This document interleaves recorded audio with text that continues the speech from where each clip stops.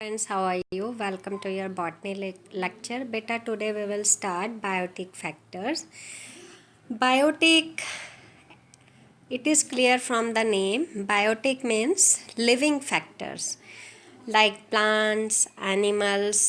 ਤੇ ਇਸ ਟੌਪਿਕ ਦੇ ਵਿੱਚ ਆਪਾਂ ਪੜ੍ਹਨਾ ਆ ਇੰਟਰੈਕਸ਼ਨ ਹੁਣ ਕਈ ਤਰੀਕੇ ਦੀ ਹੋ ਸਕਦੀ ਆ ਕਿ ਮੰਨ ਲਓ ਦੋ ਸਪੀਸ਼ੀਜ਼ ਆ ਏ ਐਂਡ ਬੀ ਅਤੇ ਕਿਸੇ ਇੰਟਰੈਕਸ਼ਨ ਦੇ ਵਿੱਚ ਏ ਨੂੰ ਫਾਇਦਾ ਹੋ ਸਕਦਾ ਆ ਬੀ ਨੂੰ ਨੁਕਸਾਨ ਹੋ ਸਕਦਾ ਆ ਕੋਈ ਇੰਟਰੈਕਸ਼ਨ ਦੇ ਵਿੱਚ ਬੀ ਨੂੰ ਫਾਇਦਾ ਹੋ ਸਕਦਾ ਏ ਨੂੰ ਨੁਕਸਾਨ ਹੋ ਸਕਦਾ ਆ ਕਈ ਵਾਰ ਦੋਨਾਂ ਨੂੰ ਫਾਇਦਾ ਹੋ ਜਾਂਦਾ ਆ ਕਈ ਵਾਰ ਦੋਨਾਂ ਨੂੰ ਨੁਕਸਾਨ ਹੋ ਗਿਆ ਕਈ ਵਾਰ ਦੋਨੋਂ ਆਪਣਾ ਆਪਣਾ ਕੰਮ ਕਰਦੇ ਆ ਕਿਸੇ ਨੂੰ ਇੱਕ ਦੂਜੇ ਨਾਲ ਵੈਸੇ ਇੰਟਰੈਕਸ਼ਨ ਹੁੰਦੀ ਆ ਪਰ ਇੱਕ ਦੂਸਰੇ ਨਾਲ ਲੈਣਾ ਦੇਣਾ ਨਹੀਂ ਹੁੰਦਾ ਤੁਸੀਂ ਸੁਣਿਆ ਹੋਣਾ ਮਿਊਚੁਅਲਿਜ਼ਮ ਹੋ ਗਿਆ ਅਮੈਂਸਲਿਜ਼ਮ ਹੋ ਗਿਆ ਦੈਨ ਸਿੰਬਾਇਓਟਿਕ ਐਸੋਸੀਏਸ਼ਨ ਅਤੇ ਇਹ ਸਾਰੇ ਇੰਟਰੈਕਸ਼ਨ ਜਿਹੜੇ ਆ ਅਸੀਂ ਬਾਇਓਟਿਕ ਫੈਕਟਰਸ ਦੇ ਵਿੱਚ ਪੜ੍ਹਨੇ ਆ ਹੁਣ ਸਭ ਤੋਂ ਪਹਿਲਾਂ ਇਹਦੇ ਵਿੱਚ ਆਪਾਂ ਪੜ੍ਹਾਂਗੇ interaction among plants growing in a community ਕਿ ਕਿਸੇ ਕਮਿਊਨਿਟੀ 'ਚ ਕੋਈ ਪਲਾਂਟਸ ਗਰੋ ਕਰ ਰਹੇ ਆ ਉਹਨਾਂ ਦੇ ਵਿੱਚ ਕਿੱਦਾਂ ਦਾ ਤਾਲਮੇਲ ਆ ਕਿੱਦਾਂ ਦੀ ਇੰਟਰੈਕਸ਼ਨ ਆ ਤਾਂ ਬੇਟਾ ਇਹ ਐਗਜ਼ਾਮਪਲਸ ਦੇ ਨਾਲ ਹੀ ਤੁਹਾਨੂੰ ਆਉਣਾ ਆ ਇਹਦੇ ਵਿੱਚ ਸਭ ਤੋਂ ਪਹਿਲਾਂ ਹੈਗਾ ਲਾਈਨਾਸ ਦਾ ਅਸੀਂ ਪੜ੍ਹਾਂਗੇ ਹੁਣ ਲਾਈਨਾਸ ਜਿਹੜੇ ਆ ਵੁਡੀ ਕਲਾਈਂਬਰਸ ਹੁੰਦੇ ਆ ਅਤੇ ਇਹ ਕਲਾਈਂਬ ਕਰਦੇ ਆ ਟਰੀਜ਼ 'ਤੇ ਜਾਂ ਫਿਰ ਕਹਿ ਲਓ ਕਿ ਮੀਡੀਅਮ ਸਾਈਜ਼ ਦੇ ਟਰੀਜ਼ 'ਤੇ ਅਸੀਂ ਕਹਿ ਸਕਦੇ ਹਾਂ ਜਾਂ ਲੰਬੇ ਟਰੀਜ਼ 'ਤੇ ਇਹ ਇਹਨਾਂ ਨੂੰ ਸਪੋਰਟ ਚਾਹੀਦੀ ਹੁੰਦੀ ਆ ਕਲਾਈਂਬ ਕਰਦੇ ਆ ਅਤੇ ਆਪਣੀ ਲਾਈਫ ਇਹ ਸਰਵਾਈਵ ਕਰਦੇ ਆ ਉੱਥੇ ਜਾਂ ਲਾਈਫ ਸਪੈਂਡ ਕਰਦੇ ਆ ਹੁਣ ਫੋਰੈਸਟ ਦੇ ਵਿੱਚ ਦੇਖਿਆ ਜਾਵੇ ਤਾਂ ਸਪੋਜ਼ ਆ ਟਰੀ ਆ ਇਸ ਟਰੀ 'ਤੇ ਆਹ ਕਲਾਈਂਬਰ ਪੂਰੇ ਟੌਪ ਤੱਕ ਕੈਨੋਪੀ ਦੇ ਚੜ੍ਹਿਆ ਹੁੰਦਾ ਆ ਤਾਂ ਕਿ ਇਹਨੂੰ ਲਾਈਟ ਮਿਲ ਸਕੇ ਹੁਣ ਜਦੋਂ ਇਹਨੇ ਟੌਪ 'ਤੇ ਚੱਲ ਜਾਣਾ ਆ ਟਰੀ ਦੇ ਤਾਂ ਇਹਨੂੰ ਮੈਕਸੀਮਮ ਲਾਈਟ ਮਿਲਦੀ ਰਹਿੰਦੀ ਆ ਔਰ ਇਹ ਆਪਣੀ ਜਿਹੜੀ ਫੁੱਲ ਗਰੋਥ ਇਹਦੇ ਵਿੱਚ ਹੁੰਦੀ ਆ ਡਿਊ ਟੂ ਲਾਈਟ ਅਤੇ ਇਹਦੇ ਜਿਹੜੇ ਮਕੈਨੀਕਲ ਟਿਸ਼ੂਸ ਆ ਉਹ ਬੜੇ ਸਟਰੋਂਗ ਹੁੰਦੇ ਆ ਇਹਨੂੰ ਸਪੋਰਟ ਕਰਦੇ ਆ ਟੂ ਕਲਾਈਂਬ ਦਾ ਟਰੀ ਅਤੇ ਲਾਈਟ ਨੂੰ ਐਬਜ਼ੋਰਬ ਕਰ ਸਕੇ ਅਤੇ ਫੁੱਲ ਗਰੋਥ ਹੋ ਸਕੇ ਪ੍ਰੋਪਰ ਗਰੋਥ ਡਿਵੈਲਪਮੈਂਟ ਹੋ ਸਕੇ ਹੁਣ ਇਹਨਾਂ ਦੀ ਲਾਈਨਾਸ ਦੀ ਜਿਹੜੀ ਸਟੈਮ ਆ ਉਹ ਥਿਨ ਔਰ ਵੁਡੀ ਹੁੰਦੀ ਆ ਅਤੇ ਉਹਦੇ ਵਿੱਚ ਵਰਟੀਕਲ ਛੋਟੇ ਛੋਟੇ ਇਸ ਤਰ੍ਹਾਂ ਬੈਂਡਸ ਹੁੰਦੇ ਆ ਧਾਰੀਦਾਰ ਜਾਂ ਥਰੈਡਸ ਹੁੰਦੇ ਆ ਬੈਂਡਸ ਹੁੰਦੇ ਆ ਜ਼ਾਈਲਮ ਔਰ ਪੈਰਨਕਾਈਮਾ ਦੇ ਜਿਹੜੇ ਇਹਨਾਂ ਨੂੰ ਹੈਲਪ ਕਰਦੇ ਆ ਕਿ ਉਹ ਇੱਦਾਂ ਕੋਇਲ ਹੋ ਸਕਣ ਟਵਿਸਟ ਹੋ ਸਕਣ ਅਰਾਊਂਡ ਦਾ ਸਪੋਰਟਿੰਗ ਆਬਜੈਕਟ ਹੁਣ ਸਪੋਰਟਿੰਗ ਆਬਜੈਕਟ ਕੀ ਆ ਟਰੀ ਆ ਮੋਸਟਲੀ ਟਰੀਜ਼ ਟਰੰਕਸ ਵਗੈਰਾ ਦੇ ਇਹਨਾਂ ਨੂੰ ਜ਼ਾਈਲਮ ਪੈਰਨਕਾਈਮੇਟਸ ਟਿਸ਼ੂਜ਼ ਹੈਲਪ ਕਰਦੇ ਆ ਹੁਣ ਇਹਨਾਂ ਨੂੰ ਜਿਹੜੀ ਮਕੈਨੀਕਲ ਸਪੋਰਟ ਟਰੀ ਟਰੰਕਸ ਤੋਂ ਮਿਲਦੀ ਆ ਅਤੇ ਲੇਕਿਨ ਸਿਰਫ ਇਹਨਾਂ ਨੂੰ ਸਪੋਰਟ ਲਈ ਜਾਂ ਰਹਿਣ ਲਈ ਟਰੀਜ਼ ਦੀ ਹੈਲਪ ਚਾਹੀਦੀ ਹੁੰਦੀ ਆ ਪਰ ਉਹਨਾਂ ਤੋਂ ਕੋਈ ਨਿਊਟ੍ਰੀਸ਼ਨ ਨਹੀਂ ਇਹ ਲੈਂਦੇ ਹੈਗੇ ਕੋਈ ਨਿਊਟ੍ਰੀਸ਼ਨਲ ਰਿਲੇਸ਼ਨਸ਼ਿਪ ਨਹੀਂ ਹੁੰਦਾ ਇਹਨਾਂ ਦਾ ਟਰੀਜ਼ ਦੇ ਨਾਲ ਤਾਂ ਲਾਈਨਾਸ ਜਿਹੜੇ ਆ ਉਹ ਹੁਣ ਜਦੋਂ ਪੂਰੇ ਟਰੀ 'ਤੇ ਇਹ ਕਲਾਈਂਬ ਕੀਤੇ ਹੁੰਦੇ ਆ ਤਾਂ ਇਹ ਸ਼ੈਡੋ ਥੱਲੇ ਪ੍ਰੋਪਰ ਲਾਈਟ ਆਉਣ ਨਹੀਂ ਦਿੰਦੇ ਹੈਗੇ ਸ਼ੈਡੋ ਰੱਖਦੇ ਆ ਤਾਂ ਜਿਹਦੇ ਨਾਲ ਜਿਹੜੇ ਗਰਾਊਂਡ 'ਤੇ ਪਲਾਂਟਸ ਜਿਵੇਂ ਗਰਾਸ ਵਗੈਰਾ ਹੋਣੇ ਹੁੰਦੇ ਆ ਉਹਨਾਂ ਦੀ ਗਰੋਥ ਨੂੰ ਇਹ ਇਨਹਿਬਿਟ ਕਰ ਦਿੰਦੇ ਆ ਜਾਂ ਰਿਡਿਊਸਡ ਗਰੋਥ ਕਰਦੇ ਆ ਤਾਂ ਮਤਲਬ ਇੱਕ ਨੂੰ ਨੁਕਸਾਨ ਹੋ ਗਿਆ ਲਾਈਨਾਸ ਨੂੰ ਆਪ ਨੂੰ ਫਾਇਦਾ ਹੋ ਗਿਆ ਫਿਰ ਹੈਗਾ ਆ ਇਪੀਫਿਟਿਕ ਇੰਟਰੈਕਸ਼ਨ ਹੁਣ ਇਪੀਫਾਈਟਸ ਕੀ ਆ ਇਪੀ ਮਤਲਬ ਅਬਵ phyton ਮੈਨੇ plants those plants which grow on other plants ਪਰ ਉਹ ਤੋਂ ਨਿਊਟ੍ਰੀਸ਼ਨ ਨਹੀਂ ਲੈਂਦੇ ਹੈਗੇ ਔਰ ਕਿਉਂਕਿ ਉਹ ਆਪ ਹੀ ਜਿਹੜੇ ਦੂਸਰੇ ਪਲਾਂਟਸ 'ਤੇ ਰਹਿੰਦੇ ਉਹ ਆਪ ਵੀ ਆਟੋਟ੍ਰੋਪਿਕ ਹੁੰਦੇ ਆ ਅਤੇ ਆਪਣਾ ਫੂਡ ਆਪ ਸਿੰਥੇਸਾਈਜ਼ ਕਰ ਸਕਦੇ ਆ ਬਾਈ ਫੋਟੋਸਿੰਥੇਸਿਸ। ਇਸ ਕਰਕੇ ਅਸੀਂ ਇਹਨਾਂ ਨੂੰ ਪੈਰਾਸਾਈਟਸ ਨਹੀਂ ਕਹਿੰਦੇ ਹੈਗੇ। ਔਰ ਇਹ ਗਰੋ ਕਰਦੇ ਆ ਔਨ, ਆ ਦੇਖੋ ਇੱਥੇ ਡਾਇਗਰਾਮ 'ਚ ਤੁਹਾਨੂੰ ਦਿਖਦਾ ਵੀ ਆ ਕਲੀਅਰ ਕੱਟ ਕਿ ਆਰਕਿਡ ਪਲਾਂਟ ਆ ਸ਼ੋਇੰਗ ਕਲਿੰਗਿੰਗ ਅਤੇ ਏਰੀਅਲ ਰੂਟਸ ਹੈ ਨਾ। ਔਰ ਇਹਦੇ 'ਤੇ ਇਪੀਫਾਈਟਸ ਜਿਹੜੇ ਆ ਉਹ ਆ ਕੇ ਰਹਿੰਦੇ ਆ। ਹੁਣ ਜਿਹੜੇ ਇਹ ਇਪੀਫਾਈਟਸ ਆ ਇਹਨਾਂ ਨੂੰ ਦੂਸਰੇ ਪਲਾਂਟਸ 'ਤੇ ਸਿਰਫ ਸਪੇਸ ਚਾਹੀਦੀ ਹੁੰਦੀ ਆ, ਇਸ ਕਰਕੇ ਇਹਨਾਂ ਨੂੰ ਸਪੇਸ ਪੈਰਾਸਾਈਟਸ ਕਹਿ ਦਿੰਦੇ ਆ। ਮਤਲਬ ਐਕਚੁਅਲੀ 'ਚ ਇਹ ਪੈਰਾਸਾਈਟਸ ਨਹੀਂ ਹੁੰਦੇ, ਬਟ ਇਹਨਾਂ ਨੂੰ ਸਿਰਫ ਸਪੇਸ ਇਹ ਲੈਂਦੇ ਆ on other plants, so they are known as space parasites. ਇਹ 1 ਮਾਰਕ 'ਚ ਤੁਹਾਨੂੰ ਪੁੱਛ ਸਕਦੇ ਆ।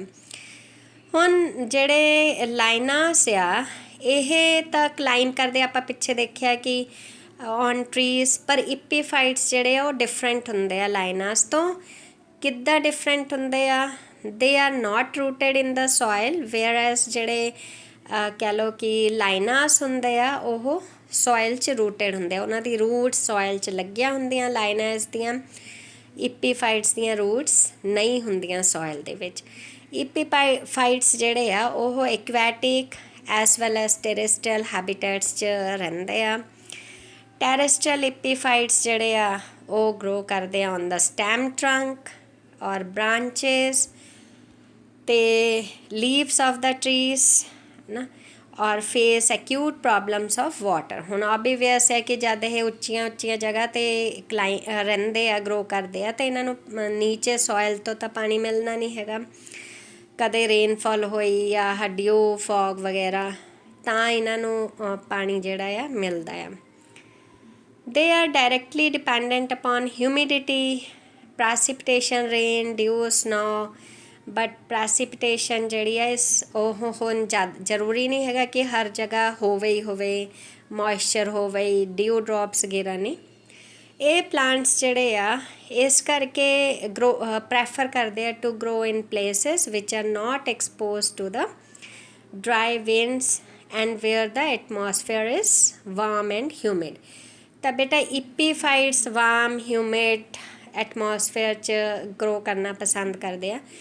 ਇੱਦਾਂ ਦੇ ਇਨਵਾਇਰਮੈਂਟ ਜਿਹੜੇ ਉਹ ਹੁਣ ਟ੍ਰੋਪੀਕਲ ਰੇਨ ਫੋਰੈਸਟ ਦੇ ਵਿੱਚ ਆਪਾਂ ਨੂੰ ਦੇਖਣ ਨੂੰ ਮਿਲਦਾ ਆ। ਇਸ ਕਰਕੇ ਇਪੀਫਾਈਟਸ ਜਿਹੜੇ ਜ਼ਿਆਦਾਤਰ rain forest, tropical rain forest ਹੁੰਦੇ ਆ। ਹੁਣ ਇਪੀਫਾਈਟਸ ਦੇ ਵਿੱਚ 2 ਤਰ੍ਹਾਂ ਦੀ ਰੂਟਸ ਡਿਵੈਲਪ ਹੁੰਦੀਆਂ ਆ।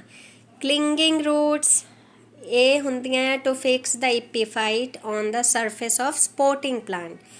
ਮੰਨ ਲਓ ਆ ਟਰੀ ਟਰੰਕ 'ਤੇ ਗਰੋ ਕਰਨਾ ਆ, ਤਾਂ ਇੱਥੇ ਇਹਨਾਂ ਦੀਆਂ ਜਿਹੜੀਆਂ ਰੂਟਸ ਨਾਲ ਇਹ ਡਿਵੈਲਪ ਹੋਣਗੇ, ਗਰੋ ਕਰਨਗੇ ਇਹਨਾਂ ਦੇ ਟਰੰਕ ਦੇ ਸਰਫੇਸ 'ਤੇ, ਉਹ ਹੁੰਦੀਆਂ ਕਲਿੰਗਿੰਗ ਰੂਟਸ। ਕਲਿੰਗ ਜਿੱਦਾਂ ਚਿਪਕਣਾ। ਅਤੇ ਦੂਸਰੇ ਜਿਹੜੇ ਹੈਗੇ ਆ ਏਰੀਅਲ ਰੂਟਸ ਹੁੰਦੀਆਂ ਆ। ਇਹ ਰੂਟਸ ਉੱਪਰ ਨੂੰ ਨਿਕਲੀਆਂ ਹੁੰਦੀਆਂ ਆ for absorption of water from the atmosphere, moisture ਵਗੈਰਾ ਐਬਜ਼ੋਰਬ ਕਰਨ ਲਈ ਜਾਂ ਰੇਨਫਾਲ ਦਾ ਵਾਟਰ ਐਬਜ਼ੋਰਬ ਕਰਨ ਲਈ।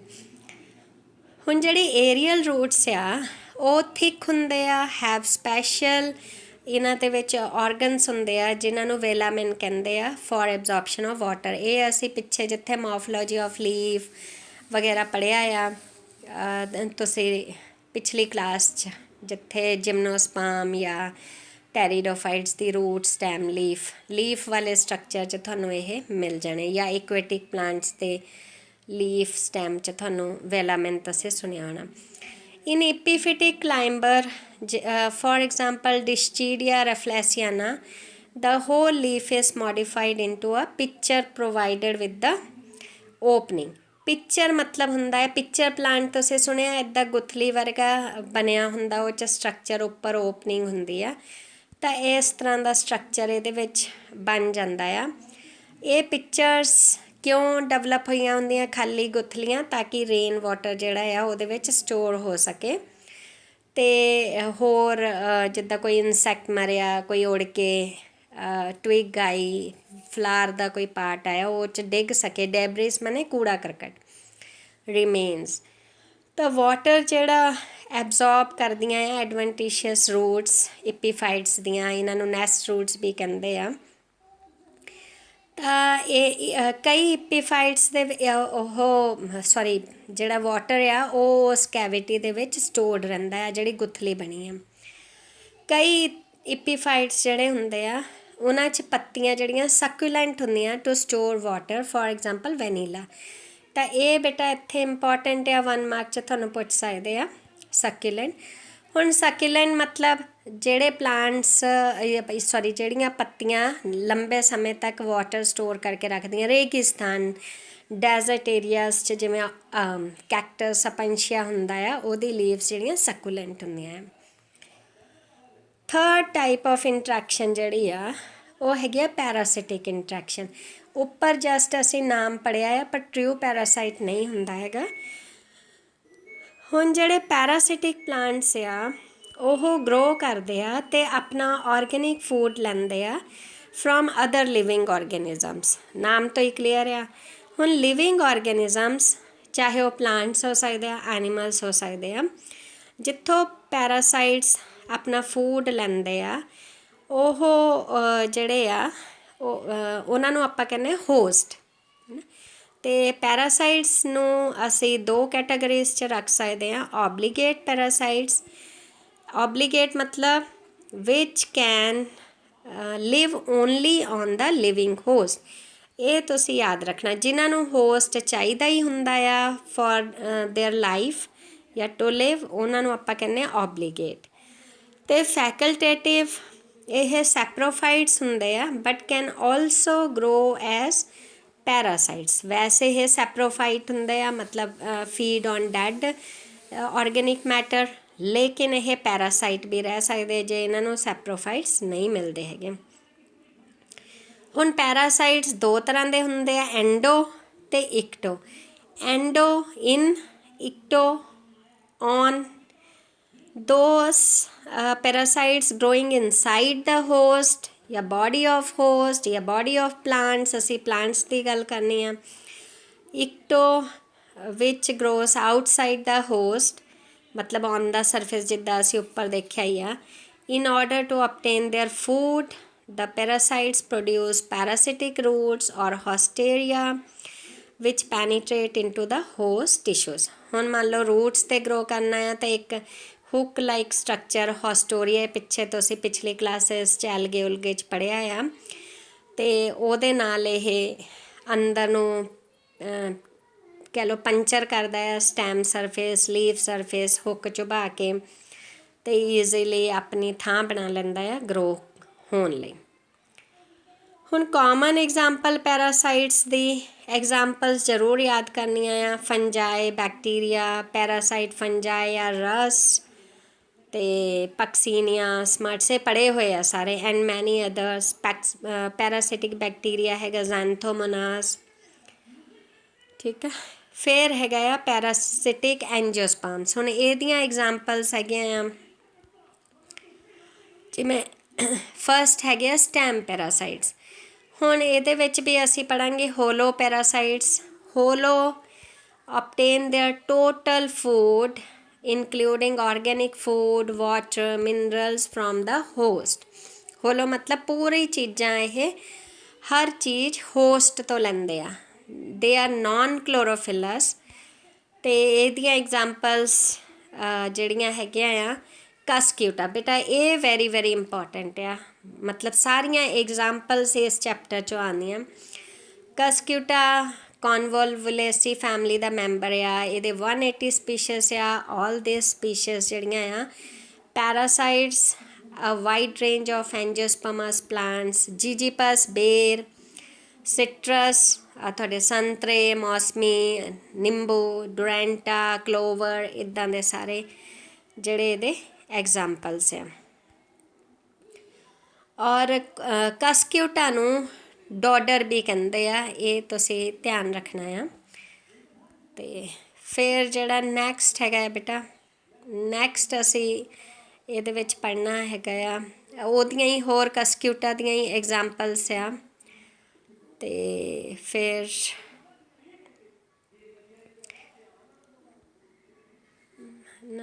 ਕਸਕਿਊਟਾ ਜਿਹੜਾ ਆ ਉਹ ਜਰਮੀਨੇਟ ਕਰਦਾ ਆ ਸੋਇਲ ਦੇ ਵਿੱਚ, ਔਰ ਸੀਡਲਿੰਗਸ ਜਿਹੜੇ ਇਹਦੇ ਲੰਬੇ ਹੁੰਦੇ ਆ, ਫਿਲਾਮੈਂਟਸ ਹੁੰਦੇ ਆ ਵਿਦਆਊਟ ਕੋਟਿਲੇਡਨਸ। ਇਹ ਥੋੜ੍ਹੀ ਜਿਹੀ ਮਾਰਫੋਲੋਜੀ ਆ, ਇਹ ਤਾਂ ਤੁਸੀਂ ਯਾਦ ਕਰ ਸਕਦੇ ਆ। ਔਰ ਇਹ ਕਹਿ ਲਓ ਕਿ ਪ੍ਰੈਫਰ ਕਰਦੇ ਆ ਜਾਂ ਰੋਟੇਟਰੀ ਮੂਵਮੈਂਟਸ ਇਹਨਾਂ 'ਚ ਹੁੰਦਾ ਆ।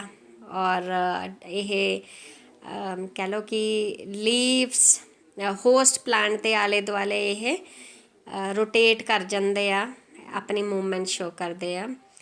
ਅਗਰ ਹੋਸਟ ਅਵੇਲੇਬਲ ਨਹੀਂ ਹੁੰਦਾ ਹੈਗਾ ਤਾਂ ਯੰਗ ਪਲਾਂਟਸ ਜਿਹੜੇ ਉਹ ਡਾਈ ਕਰ ਜਾਂਦੇ ਆ। ਤਾਂ ਮਤਲਬ ਕਸਕਿਊਟਾ ਨੂੰ ਹੋਸਟ ਚਾਹੀਦਾ ਹੀ ਹੁੰਦਾ ਆ ਗਰੋ ਕਰਨ ਲਈ, ਹੈ ਨਾ। ਔਨ ਇਸਟੈਬਲਿਸ਼ਿੰਗ ਆਪਣੀ ਜਦੋਂ ਪੂਰੀ ਤਰ੍ਹਾਂ ਇਹ ਇਸਟੈਬਲਿਸ਼ ਹੋ ਜਾਂਦਾ ਆ ਔਨ ਦਾ ਹੋਸਟ ਪਲਾਂਟਸ ਜਾਂ ਕੰਟੈਕਟ ਵਿਦ ਦਾ ਹੋਸਟ, ਤਾਂ ਯੰਗ ਸੀਡਲਿੰਗ ਜਿਹੜਾ ਆ ਉਹ ਡਿਵੈਲਪ, ਉਹਦੇ ਵਿੱਚ ਐਬਜ਼ੋਰਬਿੰਗ ਆਰਗਨ ਹੋਸਟੋਰੀਆ ਡਿਵੈਲਪ ਹੋ ਜਾਂਦਾ ਆ। ਇਹ ਛੋਟੇ ਹੁੰਦੇ ਆ, ਮੋਡੀਫਾਈਡ ਐਡਵਾਂਟੇਸ਼ੀਅਸ ਰੂਟਸ ਇਹਨਾਂ 'ਚ ਹੁੰਦੀਆਂ ਵਿੱਚ deeply penetrate into the body of the host, ਹੈ ਨਾ। ਤਾਂ ਹੀ ਇਹ ਹੋਸਟ ਦੇ ਸਰਫੇਸ 'ਤੇ ਗਰੋ ਕਰ ਪਾਓਗੇ। ਵੈਸਕੂਲਰ ਟਿਸ਼ੂਸ ਆਫ ਪੈਰਾਸਾਈਟ ਜਿਹੜੇ ਆ ਉਹ ਕੰਟੈਕਟ ਬਣਾਉਂਦੇ ਆ with that of the host through this haustoria. ਮਤਲਬ ਇਹ ਹੋਸਟੋਰੀਆ ਇੰਨਾ ਕੁ ਅੰਦਰ ਪੰਚਰ ਕਰ ਦਿੰਦੇ ਆ ਕਿ ਵੈਸਕੂਲਰ ਟਿਸ਼ੂਸ ਤੱਕ ਪਹੁੰਚ ਜਾਂਦਾ ਆ। Recent studies have shown that penetration of the ਕਹਿ ਲਓ ਹੋਸਟੇਰੀਆ ਇਜ਼ ਐਨ ਇੰਜ਼ਾਈਮੈਟਿਕ ਫਿਨੋਮਨਾ। ਕੁਛ ਇੰਜ਼ਾਈਮਸ ਰਿਲੀਜ਼ ਹੁੰਦੀਆਂ ਜਿਹਦੇ ਨਾਲ ਹੋਸਟੋਰੀਆ ਜਿਹੜਾ ਈਜ਼ੀਲੀ ਪੰਚਰ ਹੋ ਜਾਂਦਾ ਆ ਅਤੇ ਵੈਸਕੂਲਰ ਟਿਸ਼ੂਸ ਤੱਕ ਪਹੁੰਚ ਜਾਂਦਾ ਆ। ਮਕੈਨੀਕਲ ਨਹੀਂ ਹੈਗਾ ਇਹ ਪ੍ਰੋਸੈਸ, ਇੰਜ਼ਾਈਮੈਟਿਕ ਪ੍ਰੋਸੈਸ ਮੰਨਦੇ ਇਹਨੂੰ। ਹੋਸਟੇਰੀਆ ਜਿਹੜੇ ਆ ਮੈਟਾਬੋਲਿਕਲੀ ਐਕਟਿਵ ਹੁੰਦੇ ਆ ਅਤੇ ਹੈਲਪ ਕਰਦੇ ਆ absorption and provide the channel for the transportation of organic food. ਮਤਲਬ ਹੋਸਟੇਰੀਆ ਜਿੱਦਾਂ ਜਿੱਦਾਂ ਇਹਨਾਂ ਨੇ ਅੰਦਰ ਪੈਨੀਟਰੇਟ ਕਰਨਾ ਆ ਅਤੇ ਪੁਸ਼ ਕਰਨਾ ਆ ਅਤੇ ਰਾਸਤਾ ਬਣ ਜਾਣਾ ਆ ਫੂਡ, ਆਰਗੈਨਿਕ ਮਿਨਰਲਸ, ਵਾਟਰ ਵਗੈਰਾ ਜਾਣ ਦਾ।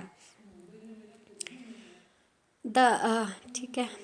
ਔਰ ਹੁਣ ਜਿਹੜੇ ਮੈਚਿਓਰ ਪਲਾਂਟਸ ਹੌਲੀ ਹੌਲੀ ਜਿੱਦਾਂ ਇਹਨਾਂ ਨੇ ਮੈਚਿਓਰ ਹੋ ਜਾਣਾ ਆ ਤਾਂ ਹੋਸਟੋਰੀਆ ਜਿਹੜਾ ਆ ਬਾਹਰ ਨਿਕਲ ਜਾਣਾ ਅਤੇ ਇਹਨਾਂ ਦਾ ਕਨੈਕਸ਼ਨ ਜਿਹੜਾ ਆ ਉਹ ਸੋਇਲ ਨਾਲ ਘੱਟ ਹੋ ਕੇ totally dependent on the host. ਜਦੋਂ ਇਹਨਾਂ ਨੇ ਪੂਰੀ ਤਰ੍ਹਾਂ ਹੋਸਟ 'ਤੇ ਸਰਵਾਈਵ ਕਰ ਜਾਣਾ ਆ, ਇਹਨਾਂ ਦੀ ਗਰੋਥ ਹੋਣੀ ਸ਼ੁਰੂ ਹੋ ਜਾਣੀ ਆ, ਤਾਂ ਸੋਇਲ ਨਾਲ ਜਿਹੜਾ ਮਾੜਾ ਮੋਟਾ ਕੰਟੈਕਟ ਹੁੰਦਾ ਆ ਉਹ ਵੀ ਇਹਨਾਂ ਦਾ ਛੁੱਟ ਜਾਂਦਾ ਆ। ਹੁਣ ਮੈਚਿਓਰ ਪਲਾਂਟ ਆਫ ਕਸਕਿਊਟਾ ਲੰਬਾ ਹੁੰਦਾ, ਫਿਲਾਮੈਂਟਸ, ਬ੍ਰਾਂਚ, ਨੋਨ ਕਲੋਰੋਫਿਲਸ। ਇਹ ਉੱਪਰ ਅਸੀਂ ਕਰੈਕਟਰਸ ਥੋੜ੍ਹੇ ਦੇਖੇ ਵੀ ਆ। Pale yellow in colour with small scale leaves produces bunches of whitish yellowish bell shaped flowers ਇਹ 'ਚ ਬਣਦੇ ਆ। ਤਾਂ ਇਹ ਸਾਨੂੰ ਮੋਰਫੋਲੋਜੀ ਜ਼ਰੂਰ ਲਿਖਣੀ ਪੈਣੀ ਆ, ਹੈ ਨਾ। ਤਾਂ ਹੀ ਆਪਾਂ ਇੱਥੇ ਇਹੀ ਇਸ ਚੈਪਟਰ 'ਚ ਬਾਇਓਟਿਕ ਫੈਕਟਰਸ ਆਪਾਂ ਤਾਂ ਹੀ ਐਕਸਪਲੇਨ ਕਰ ਪਾਵਾਂਗੇ।